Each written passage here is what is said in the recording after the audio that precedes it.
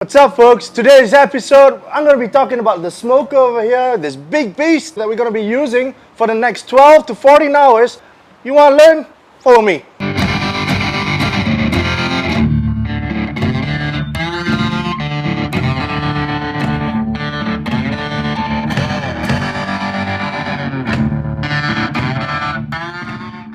So let's talk about smokers. This bad boy, we call him Rocky. We've been using him for a while, 2 years now. He served us well. Now you guys, if you're smoking at home, you might be smoking with something smaller, but the idea is the same. Let me show you inside. It's really pretty heavy. We got solid build over here. We got 2 floors. So I usually put my briskets up here.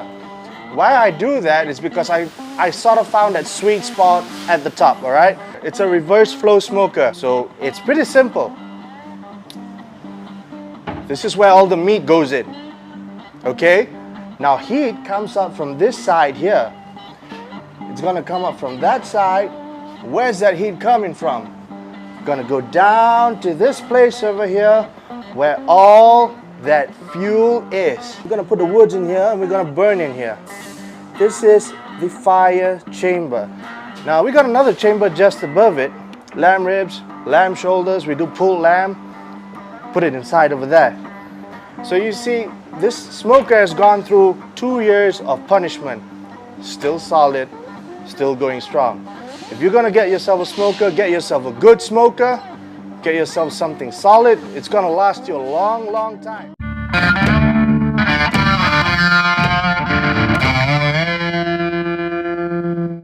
When I first started out, I started out using a lot of apple wood and cedar wood and hickory and oak.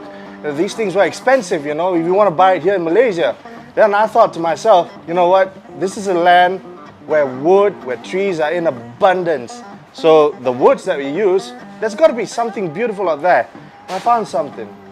Here we got rubber wood. And this is what I use over here in Beard Brothers BBQ. And we're proud of it. We can proudly say that it's a Malaysian thing. The wood here is what makes that barbecue go round. It's what imparts the flavor of the barbecue.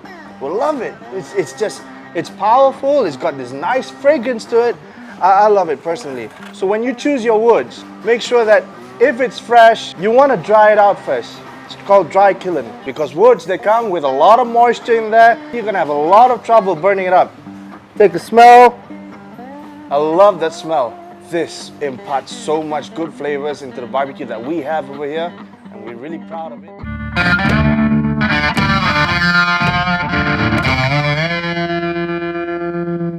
The tools that you use for barbecue, that's important. The almighty shovel.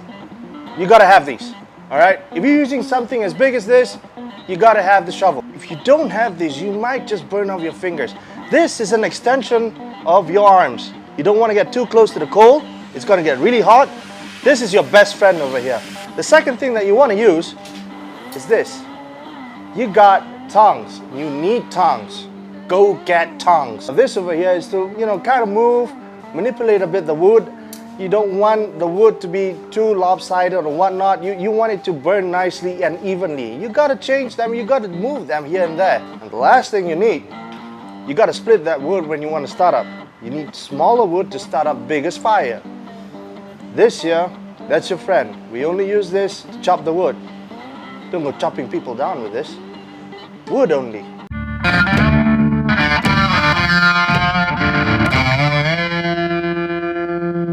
When we're starting off the fire, I got some wax paper with me over here that I use. It makes it easier. And you want to kind of build it up so that the air flows through nicely. So we want to start with the bigger wood first. So bigger sticks. We put bigger sticks over here. Lay them across. All right. Crossways. And that's how you're gonna get all these airflow in. Scrunch it up a bit, and put it inside there. Not too tight, you want it to burn nicely.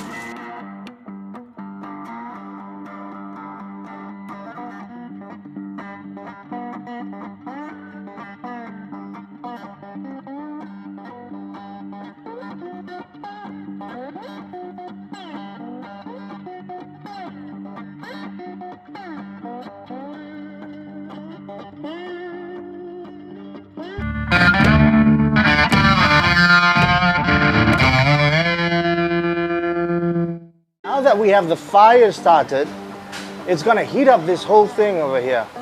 Rocky's gonna heat up, and you gotta come over here. This here is the important stuff that you wanna look into. The barbecue thermometer, you need one.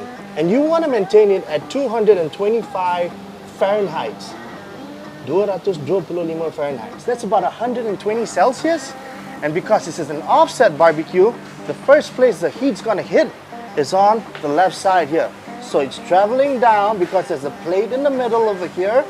It's gonna travel down, it's gonna come back up here, and it's gonna go all the way up to that chimney, and that's where the heat escapes. Take care of the temperature, and the temperature will take care of your meat. Don't play around with the temperature. You gotta put in the wood every about 30 to 40 minutes, and you gotta maintain it at 225. So as long as you maintain it at a low and slow temperature, you're gonna get yourself a bloody good barbecue. That's what we want. We want a good barbecue. Maintain the temperature, and I'll show you guys how we put the meats inside here in a short bit.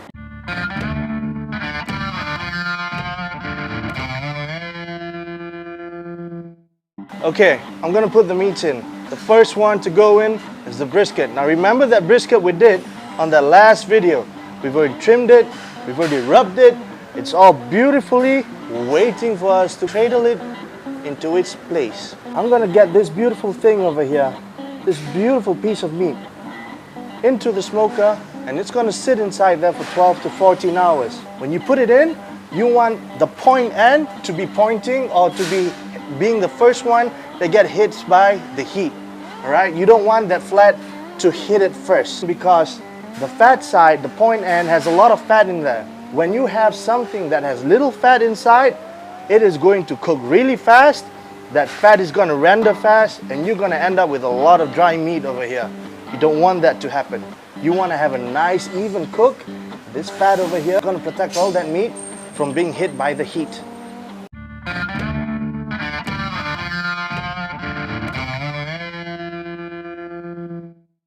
It's 12 o'clock right now. We got the meats over here, and it's been sitting over here for about 1 hour. The heat's going around, it's gonna cook it, it's gonna dry up the top. You have to keep it moist. So I got apple cider vinegar over here. We're gonna open this up. Gonna take this rack out, and we're gonna spritz it lightly. You don't want too much of this spritz on it. You don't want to wet it too much. You don't want a puddle of spritz in your brisket, all right? You want a nice coating all around.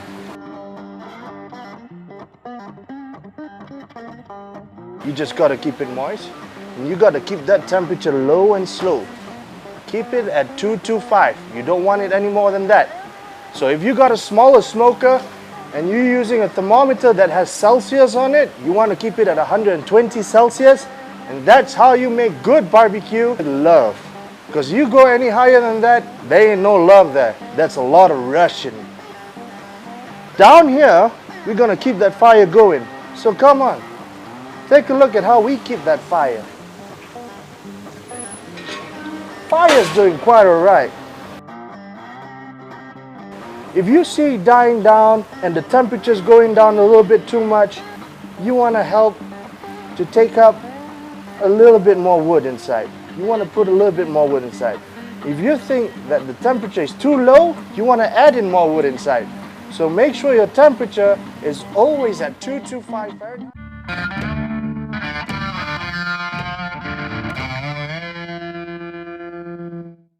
All right, we're at the second hour, and it's 1 o'clock in the morning right now. We're gonna check this out. Keep it moist, like I said. Gonna spritz it. But you gotta see something on the top. We call that a bark. It's gonna look black a bit, and that's what good barbecue is all about. A good bark. The scientific part of it is called Maillard reaction. Look it up. All right, now that's definitely different than what you saw an hour ago. You see over here, it's gotten just a bit darker over here. It's forming nicely. The color's forming really nice. Beautiful colors over here.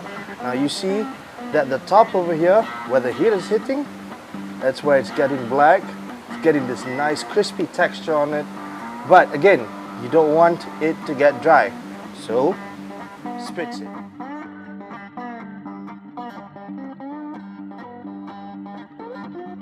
Now you realize that the bottom one is not going to be as dark as the top. That's because the top has a lot of heat flowing around and the bottom one doesn't.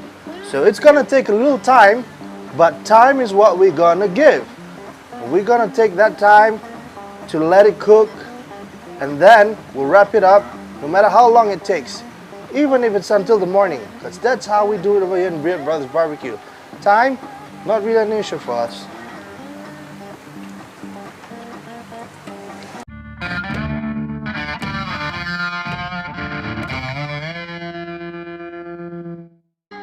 Okie dokie.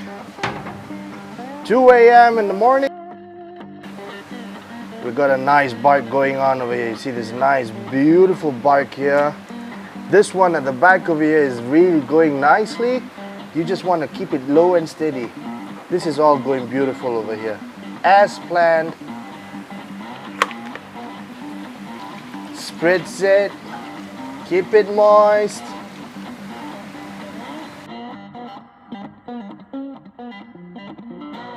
We're gonna wrap this thing up as it gets darker. So I'm thinking about another hour, an hour and a half, it should be good.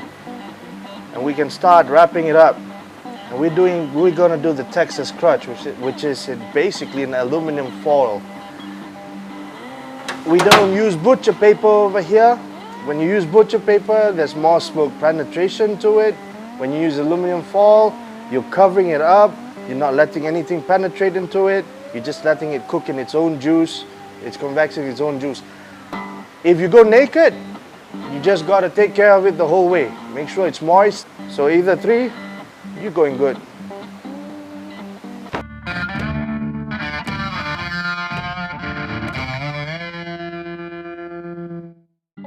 For 5 hours in, it's 4 o'clock in the morning. You guys, you're probably sleeping right now, most of you. We're up here doing barbecue. And we're gonna take a look at the one that we prepared on the last video. Really beautiful stuff. See, some of it is not ready yet.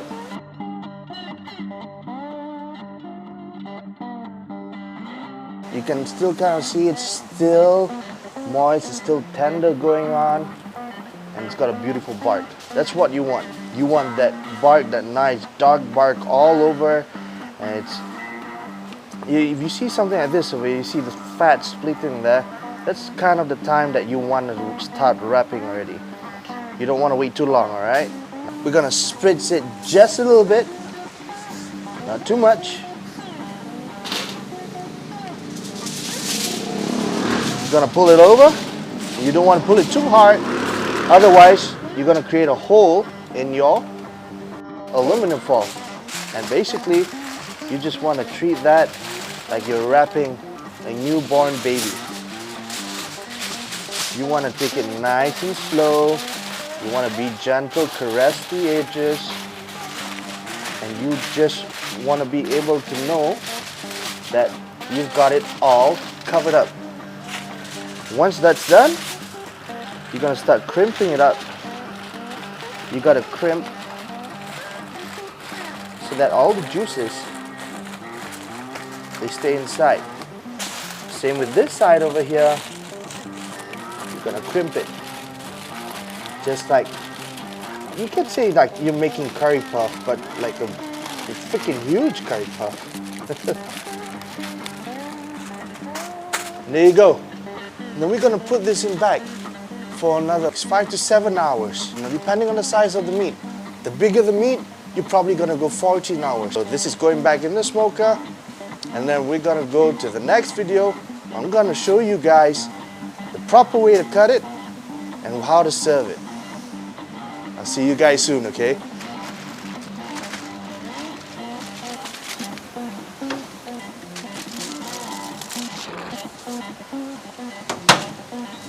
$99. If you like that video, please give a like, subscribe, share the love. If you got any comments for me, you got any advice for me, which I would really love to listen to, put it down in the comment section below. I love you guys. You guys been there for me a lot, and I really appreciate all the support that I get from all of you. You folks are beautiful. God bless you folks. Until next week, I'll see you soon, all right?